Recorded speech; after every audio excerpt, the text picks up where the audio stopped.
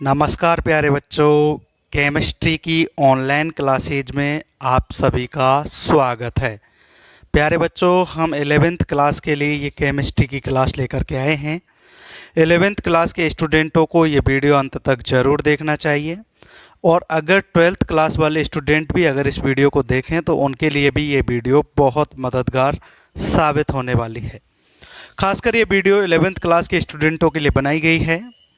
आप सभी से रिक्वेस्ट है कि इस वीडियो को आप ज़्यादा से ज़्यादा देखें, वीडियो को समझें और साथ में अगर आपकी कोई समस्या हो तो हमें कमेंट कर दें या हमारे व्हाट्सएप नंबर पर आप हमें मैसेज कर दें।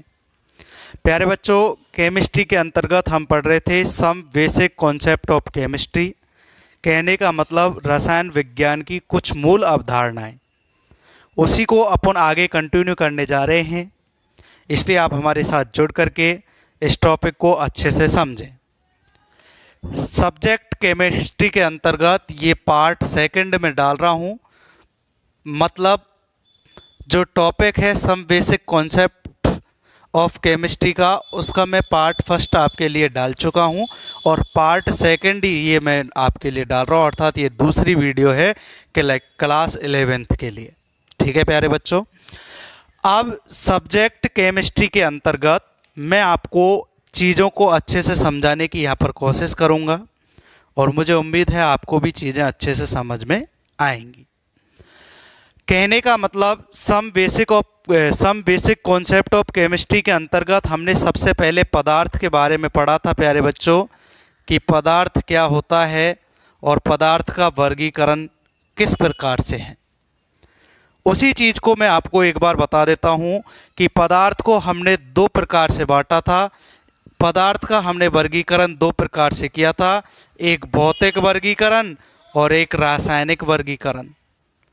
भौतिक वर्गीकरण के अंतर्गत किसको रखा था और रासायनिक वर्गीकरण के अंतर्गत किन किन को रखा था, ये हम आपको यहाँ पर पुनः बता देते हैं और उसके बाद जो चीज़ पढ़ा दी है उससे आगे अपन कंटिन्यू आगे पढ़ाएंगे। भौतिक वर्गीकरण के अंतर्गत प्यारे बच्चों तीन भागों में हमने इसको बांटा था और वो तीन भाग निम्न प्रकार से हैं। पहला था ठोस अवस्था,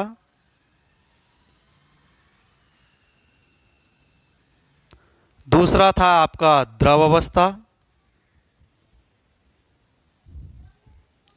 और तीसरा था आपका गैसीय अवस्था या गैस अवस्था।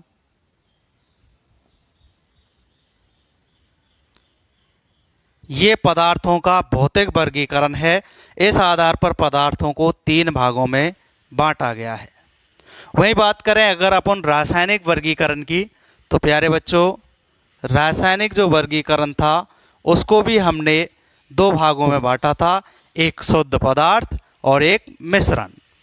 पहला था शुद्ध पदार्थ और दूसरा था मिश्रण। साथ में ही हमने शुद्ध पदार्थ को अन्य दो भागों में बांट दिया था, तत्व और यौगिक। तत्व क्या होता है, यौगिक क्या होता है, ये भी हम आपको बताएंगे। तत्व मतलब एलिमेंट्स और यौगिक मतलब कंपाउंड्स, यौगिक। साथ ही मिश्रण को दो भागों में, सममांगी मिश्रण और विषमांगी मिश्रण।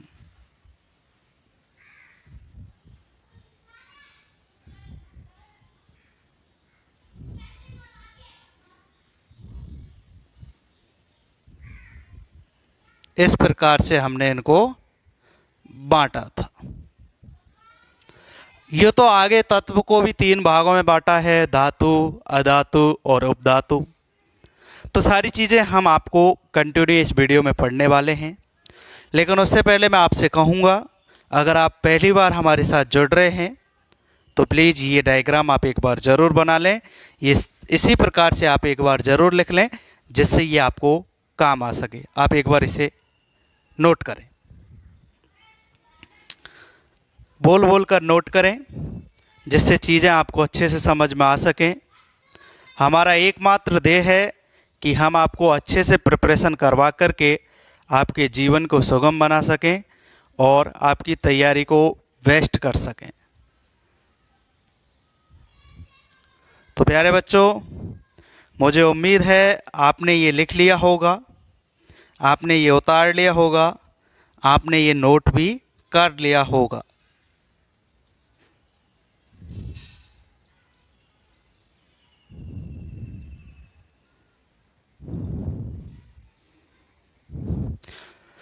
ठीक है प्यारे बच्चों, तो ठोस अवस्था, द्रव अवस्था, गैस अवस्था के बारे में हम अच्छे से पार्ट फर्स्ट के अंतर्गत पढ़ा चुके हैं। वो वीडियो आप वहाँ से जाकर देख लें। अब हम रासायनिक वर्गीकरण के बारे में पुनः विस्तार से पढ़ेंगे। रासायनिक जो वर्गीकरण है, इसके अंतर्गत सबसे पहले पढ़ेंगे शुद्ध पदार्थ के बारे में। आखिर शुद्ध पदार्थ होता क्या है? सुनिएगा, शुद्ध पदार्थ पदार्थ की वह अवस्था या इस प्रकार का पदार्थ जिसे किसी भी भौतिक प्रक्रम के द्वारा अन्य पदार्थ में परिवर्तित नहीं किया जा सकता हो, शुद्ध पदार्थ कहलाता है। प्यारे बच्चों, शुद्ध पदार्थ के बारे में अगर अपन एक परिभाषा बोलें तो अपन बोल सकते हैं, इस प्रकार का पदार्थ या इस प्रकार का द्रव्य जिसे भौतिक प्रक्रम के द्वारा किसी अन्य पदार्थ में परिवर्तित नहीं किया जा सकता, क्या कहलाता है? शुद्ध पदार्थ कहलाता है।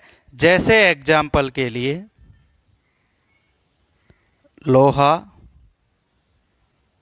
सोना, चांदी, गंधक, पानी, ग्लूकोज या सुक्रोज ले सकते हो आप, आदि। लोहा, सोना, चांदी, गंधक, पानी, सुक्रोज आदि, ये जो शुद्ध पदार्थ होते हैं, इन पदार्थों को अन्य पदार्थ में भौतिक परिवर्तन के द्वारा या भौतिक प्रक्रम के द्वारा परिवर्तित नहीं किया जा सकता है। क्लियर? शुद्ध पदार्थ के अंतर्गत पहला है तत्व। तत्व बोले तो एलिमेंट्स।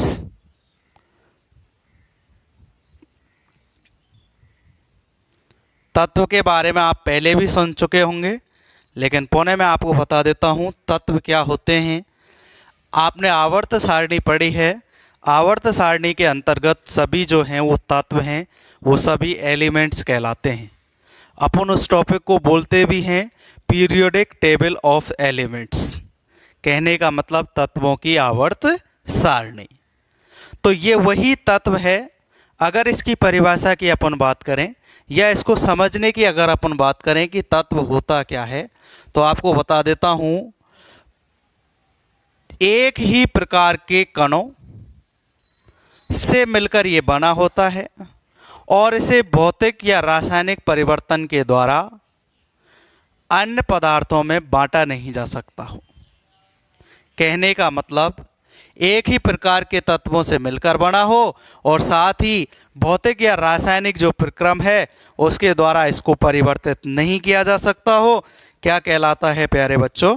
तत्व कहलाता है। इसे आप इस प्रकार से भी बोल सकते हो, अगर तत्व को आप बोलना चाहो तो इस प्रकार से बोल सकते हो, एक ही प्रकार के कणों से बने द्रव्य, द्रव्य मतलब पदार्थ, तो एक ही प्रकार के कणों से मिलकर बने हुए पदार्थ जिन्हें किसी भौतिक अथवा रासायनिक प्रक्रम द्वारा तोड़ा नहीं जा सके, वो जो होंगे वो क्या कहलाएंगे? आपके तत्व कहलाएंगे। इसके बारे में आप पहले भी पढ़ चुके हैं और अब यहाँ पर पुनः मेरे द्वारा आपको पढ़ाया जा रहा है।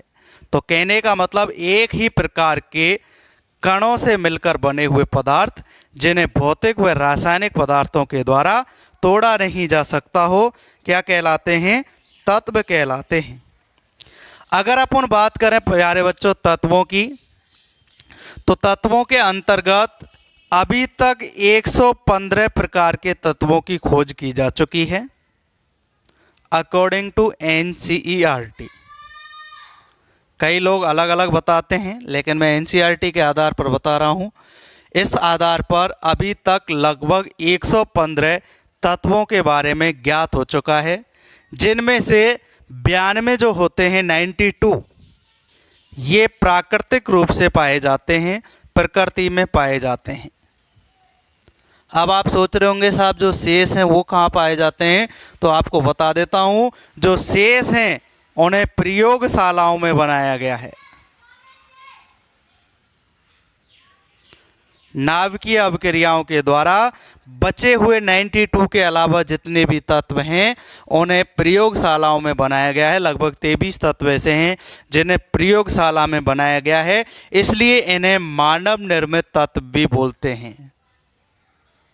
ये जो एलिमेंट्स हैं ये जो हैं मानव निर्मित तत्व भी कहलाते हैं, क्योंकि इन्हें नाभिकीय अभिक्रियाओं के द्वारा प्रयोगशाला में बनाया गया है। जबकि प्राकृतिक रूप से जो प्रकृति में पाए जाते हैं वो 92 प्रकार के तत्व होते हैं, और बाकी के जो शेष हैं ये सिंथेटिक हो गए, मतलब मानव निर्मित हो गए, इसलिए इन्हें मानव निर्मित तत्व भी कहा जाता है। आगे प्यारे बच्चों बात समझ में, ये बात हो गई तत्वों के बारे में। तत्वों में कई चीज़ें हैं जो आपको जानना जरूरी है। तत्वों में जो तत्व होते हैं वो भी अभी कणों के रूप में होते हैं, जैसे अणु, परमाणु या आयन के रूप में। अब इनके बारे में अगर आप विस्तार से समझना चाहोगे तत्वों के बारे में, तो आपको एक चीज़ याद रखनी है कि जिस प्रकार से अगर अपन बात करें कि हाइड्रोजन, ऑक्सीजन, सोना, चांदी, लोहा, एल्युमिनियम, गंधक आदि तत्वों के जो कुछ उदाहरण हैं, इन सब में एक ही प्रकार के परमाणु होते हैं। ये चीज़ आपको समझना पड़ेगा। तो ये तो बात हो गई आपके तत्वों की। अब तत्वों के अंतर्गत ही अगर मैं बात करूं तो तत्व 3 प्रकार के होते हैं, और 3 जो टाइप्स मैंने आपको बताए थे वो निम्न प्रकार से थे। पहला थी धातुएं, दूसरी थी अधातुएं, और तीसरा और लास्ट था प्यारे बच्चों उपधातुएं। ये चीज़ें भी आपको समझनी है। ये सारी जो चीज़ें हैं धातु, अधातु और उपधातु, ये एलिमेंट्स जो होते हैं तत्व, उनके ही 3 भाग हैं। आगे करके तत्वों को इन 3 हिस्सों में बांट दिया गया है, धातु, अधातु और उपधातु के अंतर्गत। प्यारे बच्चों अगर बात करें धातुओं की कि धातु क्या होती है, या धातु को आप किस प्रकार से समझोगे, या धातुओं के गुण क्या होते हैं, तो धातुओं के अंतर्गत धात्विक चमक मिलती है। ये चीज़ें आपको समझनी है।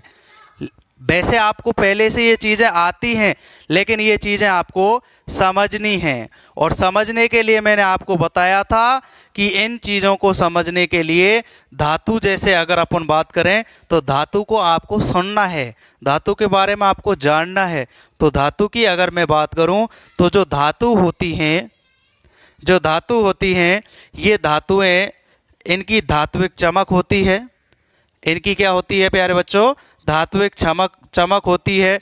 ये कठोर होती हैं, मजबूत होती हैं, इनकी तनन सामर्थ्य होती है। कहने का मतलब आघात वर्धनीय ये होती हैं, चोट सहने की इनके अंदर क्षमता होती है। तनन्नता का मतलब है इनको खींचा जा सकता है, चोट मार मार के इनको लफाया जा सकता है, बड़ा किया जा सकता है, तार के रूप में इन्हें बांटा जा सकता है, डिस्ट्रीब्यूट किया जा सकता है। और धातु जो होती हैं ये विद्युत की सुचालक भी होती हैं। ठीक है प्यारे बच्चों, ये तो बात हो गई किसके बारे में, धातु के बारे में हो गई बात। एक मिनट,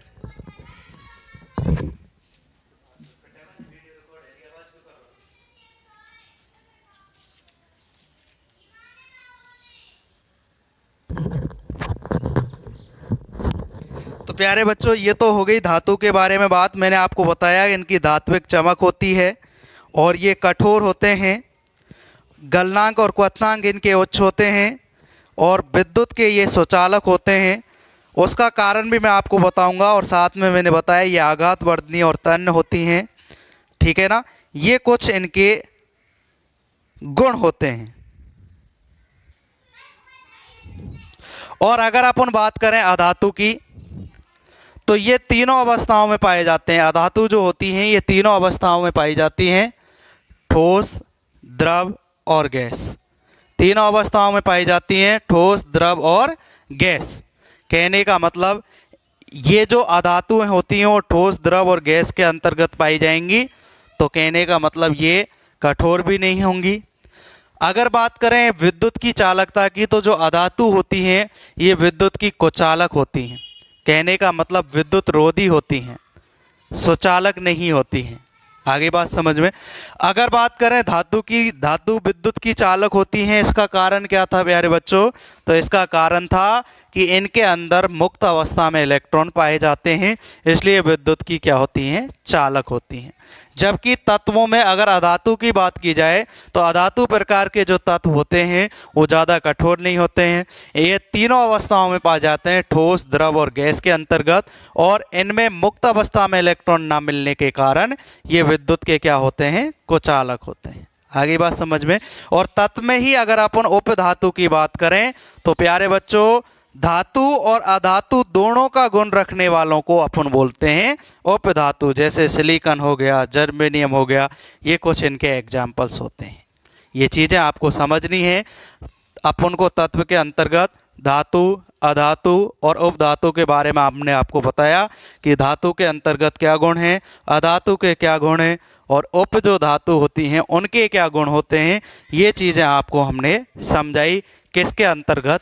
तत्व के अंतर्गत। अब अपन बात करेंगे यौगिक के बारे में। आपको चीज़ें समझनी हैं, चीज़ें आपको पहले से आती हैं, लेकिन उनको मैं रिमेंबर करा रहा हूँ, आपको याद करा रहा हूँ दोबारा से। अब बात कर लेते हैं यौगिक की। तो प्यारे बच्चों विभिन्न प्रकार के दो या दो से अधिक परमाणु रासायनिक बंधों के द्वारा अगर जुड़ेंगे तो जिस चीज़ का वो निर्माण करते हैं वो कहलाता है यौगिक, कंपाउंड्स। सीधे शब्दों में अपन बोल सकते हैं भिन्न प्रकार के दो या दो से अधिक परमाणु रासायनिक बंधों द्वारा जुड़ करके किसका निर्माण करेंगे? यहाँ पर जो निर्माण करेंगे वो जो निर्माण होगा वो यौगिक का होगा। अपन ऐसे भी बोल सकते हैं कि भिन्न भिन्न तत्वों के दो या दो से अधिक परमाणु रासायनिक बंधों द्वारा संयोजित होकर के एक यौगिक के अणु बनाते हैं। कहने का मतलब यौगिक का निर्माण करते हैं। जैसे एग्जाम्पल के लिए मैं आपको बताऊं कि H2O एक एग्जाम्पल अपन लेते हैं, H2O ले लिया या CO2 अपन ने ले लिया, तो अपन ऐसे समझ सकते हैं कि दो हाइड्रोजन के परमाणु और एक ऑक्सीजन का परमाणु मिलकर के किसका निर्माण कर रहा है? एक जल के अणु का निर्माण कर रहा है, अर्थात एक कंपाउंड बना रहा है। ऐसे ही अपन अगर CO2 की बात करें तो एक कार्बन का परमाणु और दो ऑक्सीजन के परमाणु आपस में मिलकर किसका निर्माण कर रहे हैं प्यारे बच्चों? यौगिक का निर्माण कर रहे हैं। ये चीज़ें आपको समझनी होंगी। भिन्न भिन्न परमाणुओं से मिलकर के यौगिकों का निर्माण होता है, और ये जो परमाणु हैं, ये जो तत्व हैं, ये रासायनिक बंधों द्वारा एक दूसरे से जुड़ते हैं और किसका निर्माण करते हैं? यौगिक का निर्माण करते हैं, अर्थात कंपाउंड का निर्माण करते हैं। अब अगर अपन बात करें मिश्रण की प्यारे बच्चों, मिश्रण क्या होता है? मिश्रण को समझना आपके लिए जरूरी है। मिश्रण का मतलब हो गया एक तरह से मिक्सर, और जब आप चीज़ों को आपस में मिला रहे हो तो कंडीशन बची ही कहाँ है? कहने का मतलब इसमें कोई कंडीशन अप्लाई नहीं होती है। मिक्सर के अंतर्गत आप डायरेक्ट बोल सकते हो, और वो किस प्रकार से बोल सकते हो कि जो मिश्रण होगा वो दो या दो से अधिक पदार्थों का किसी भी अनुपात में भौतिक संयोजन होगा। कहने का मतलब दो या दो से अधिक पदार्थों का किसी भी अनुपात में भौतिक संयोजन मिश्रण कहलाएगा।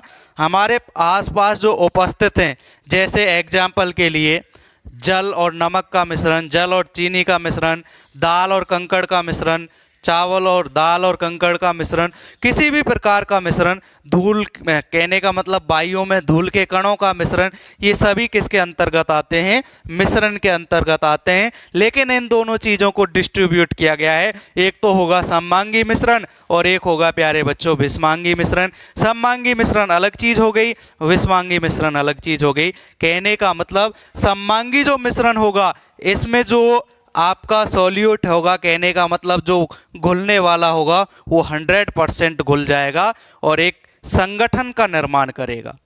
जबकि विषमांगी मिश्रण में वो 100% नहीं घुलेगा।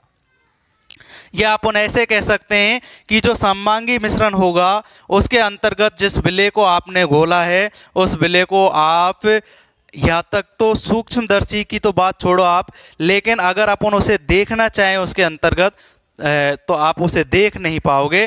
जबकि विषमांगी मिश्रण में जिस चीज़ को आपने विलय किया है उसे आप नंगी आंखों से देख सकते हो, क्लियरिटी में आपको दिख जाएंगी चीज़ें।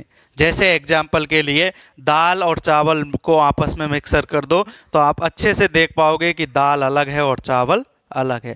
लेकिन जल के अंदर आपने अगर नमक मिला दिया तो क्या नमक आप देख पाओगे? तो आप सबका आंसर होगा कि सर हम नमक को नहीं देख पाएंगे। इसका मतलब ये था प्यारे बच्चों कि जो नमक है, नमक का जल में जो मिश्रण है वो मिश्रण सममांगी मिश्रण है, और दाल और चावल में कंकड़ का जो मिश्रण है वो किस प्रकार का मिश्रण है प्यारे बच्चों? विषमांगी मिश्रण है। ये चीज़ें आपको समझनी थी और इन चीज़ों को बस इतना सा ही आपको समझना था, इनका ज़्यादा विस्तार है भी नहीं। बस आपके नॉलेज में होनी चाहिए कि तत्व क्या होता है, अणु क्या होता है, परमाणु क्या होता है, यौगिक क्या होता है, यहाँ पर आपका मिश्रण क्या होता है, मिश्रण में सममांगी क्या होता है, विषमांगी क्या होता है, तत्व कितने प्रकार के होते हैं, धातु अधातु उपधातुएँ क्या होती हैं, इनके गुण क्या होते हैं, ये चीज़ें आपको बहुत ज़रूरी जानना था। इन्हीं चीज़ों को मैंने इस वीडियो में आप तक पहुँचाने की कोशिश की है। मुझे उम्मीद है कि जो पदार्थों का रासायनिक मिश्रण है ये आपको अच्छे से समझ में आया होगा। आगे अपन पढ़ने वाले हैं जो नेक्स्ट टॉपिक है, उस टॉपिक का मैं नाम आपको पढ़कर यहाँ पर सुना देता हूँ। वो है द्रव्य के गुण और उनका मापन।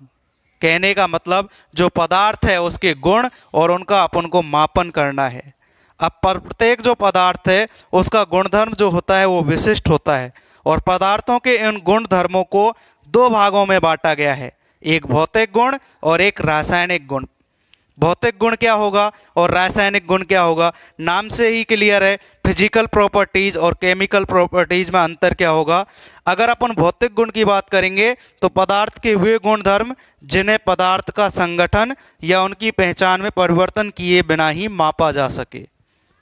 कहने का मतलब अगर अपन पदार्थ के गुणों की बात करेंगे और उनके मापनों की बात करेंगे तो प्यारे बच्चों पदार्थों के जो गुण होंगे वो विशिष्ट होते हैं। प्रत्येक पदार्थ जो होता है उसके जो गुण होंगे वो गुण होंगे प्यारे बच्चों विशिष्ट।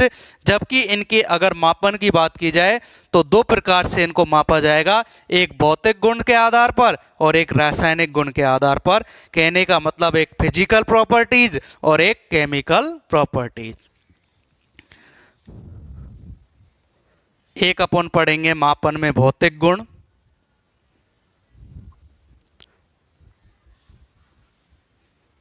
फिजिकल प्रॉपर्टीज, और दूसरा जो होगा रासायनिक गुण।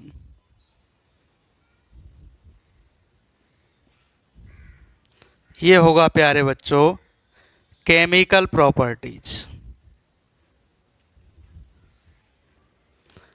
भौतिक गुण के अंतर्गत जैसे आ गया गलनांक हो गया,